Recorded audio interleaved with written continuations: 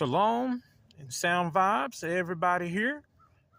It's listening and paying attention to this. I'd like to thank you for taking your time to take look at this and study. Um, and definitely we'd be honored to go back and reference check or what have you. Let's start with prayer. Yahweh, thank you for this moment of gathering and learning. May everyone learn and have an open mind and a listening ear.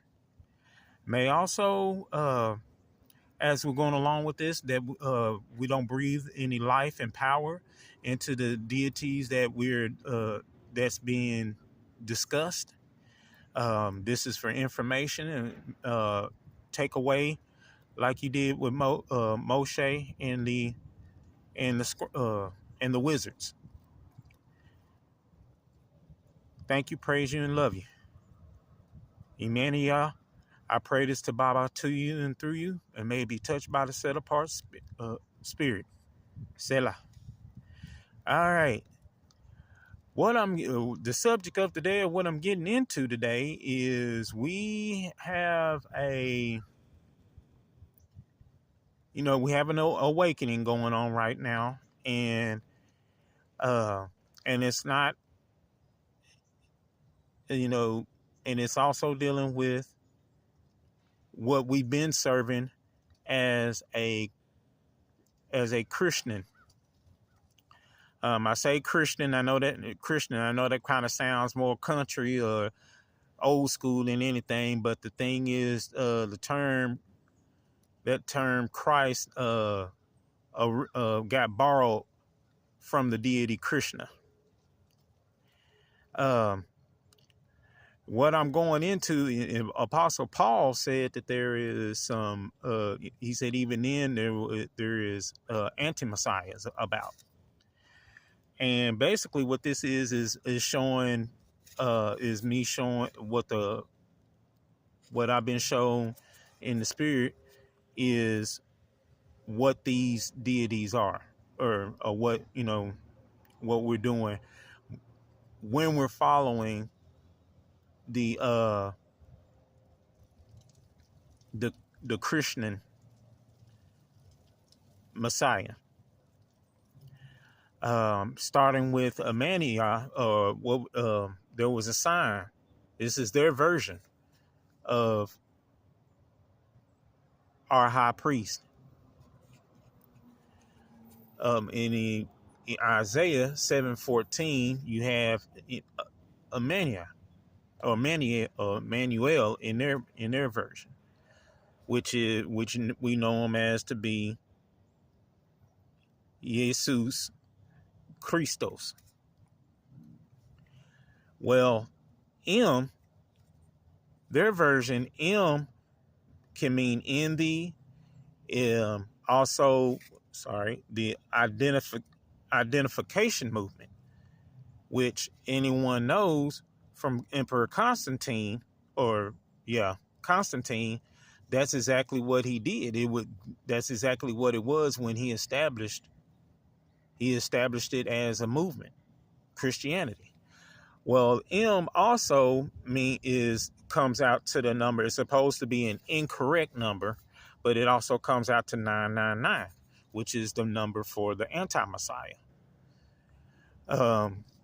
Manu means man, and El, which we know it to be God, but it also means Greece, and it means political party and money. And if we go by our dollar bill, that just, that pretty much says it all. And then especially with how we are when it comes to the Bible and sticking to the Greek. Even the New Testament, especially with the New Testament. So we have, let's break down what's known as Jesus Christ. Well, the J is originally is the I, which is the Yah is supposed to be is the Greek version of the Yah, which is in a long E or double E sound. The E, which is hey, from Yod Hey Wad Hey, makes the H sound, and then you have the sus, which is actually with Zeus. So in essence, every time you're saying Jesus, you're saying Yah. Yah is Zeus. We all know better than that. So you know what I'm saying? It's now you have the word Christ. Well, Christ comes from the word Christos. These Christos are they're called bowls, but that can be lamps. You know, how you doing, Genie? These were made to trap demons and trap or house demons. Crest also from some just coming from just realizing from some esteemed and knowledge people of Yahuwah when they said that ocean, don't use ocean because that's actually a deity. Well, when you get crest, not just the toothpaste, but what does that also deal with? Water-wise, waves, water. So they're not, they're not far. They're not off. I ain't even gonna say they're not far off. They're not off at all. In Hebrew, Jesus would translate to Yah is delight. But we got a little sneak going on there. People are learning more and more that the use of especially in the English language, the use of our words or the definition of our words don't necessarily equate to what they break down to. When you have D means to undo or destroy. So what is that saying? It's saying that Yah Yah is the destruction or the undoer of life. Well, not necessarily often in a sense if you go by Isaiah 45:9, where the utmost high tells Cyrus that the evil that he sees around, he created it. So not one on that. Now I put mon in there because we're dealing with us, but mon means alone or one.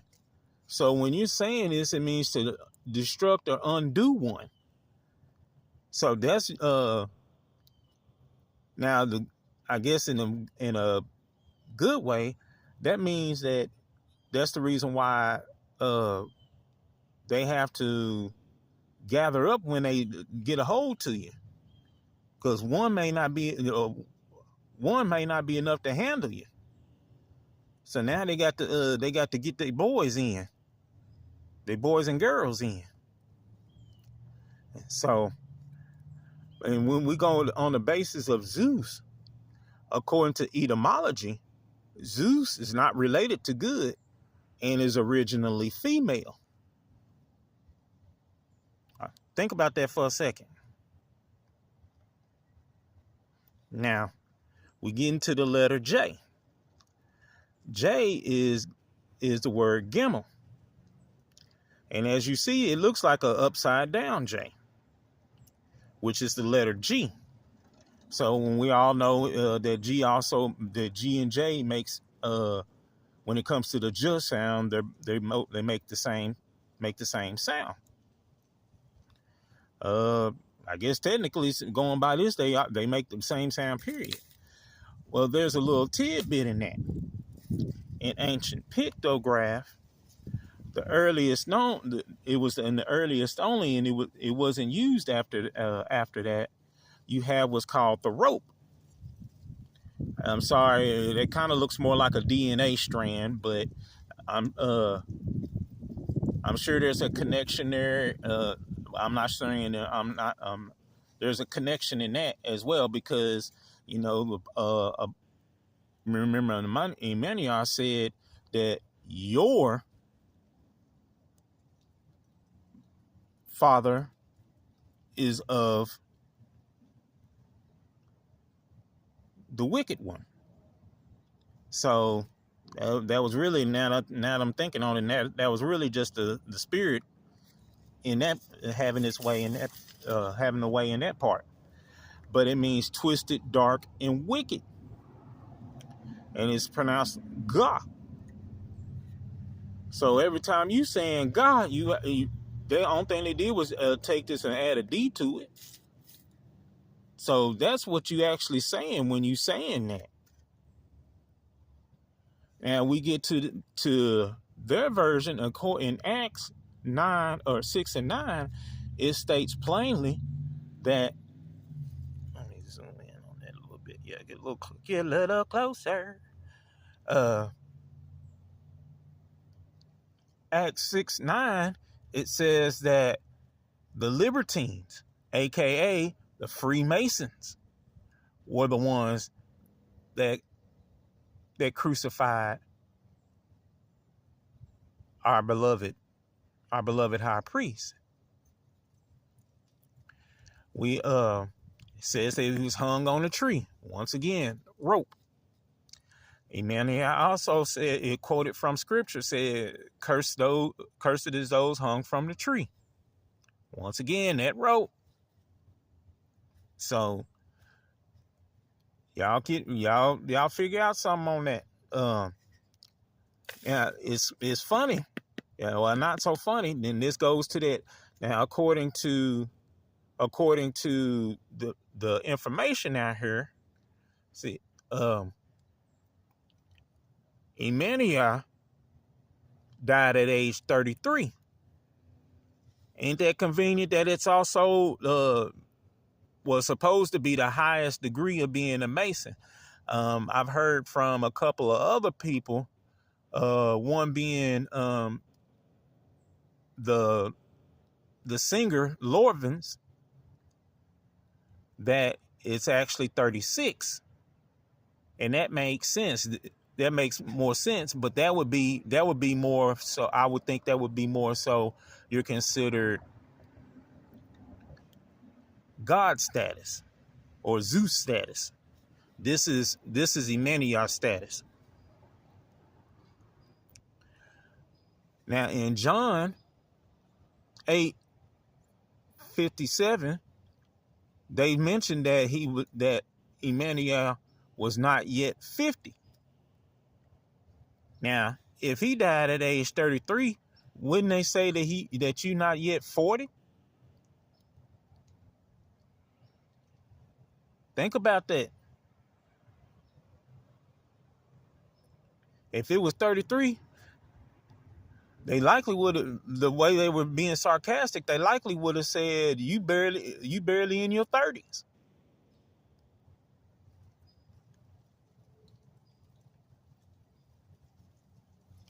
In the gospel of the Holy 12, gospel of the Holy 12, it's it says that it was like the mid to late 40s in actuality, because if you go by the chronologically, they put in there,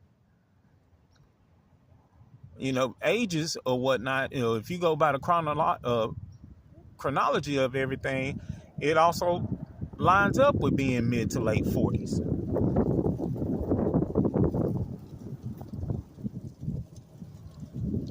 So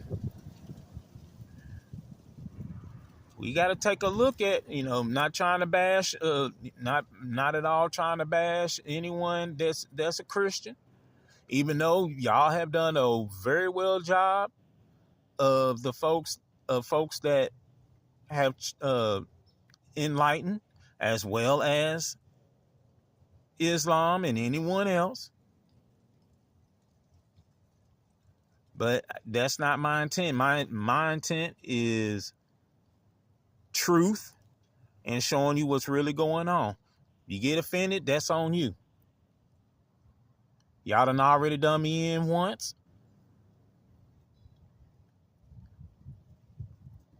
I ain't messed up about it if you come at me again. But remember, last time y'all did that, Baba flooded the state to get y'all up off of me.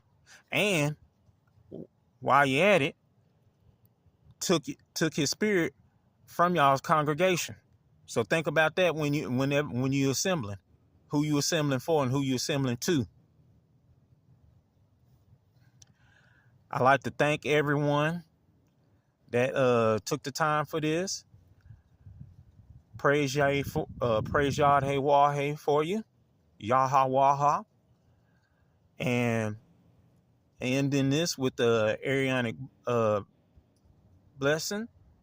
Yahweh bless you and keep you. Make his face shine upon you and give you peace. And give you peace. Esha Yahweh. Hayamaha. Shanamaha.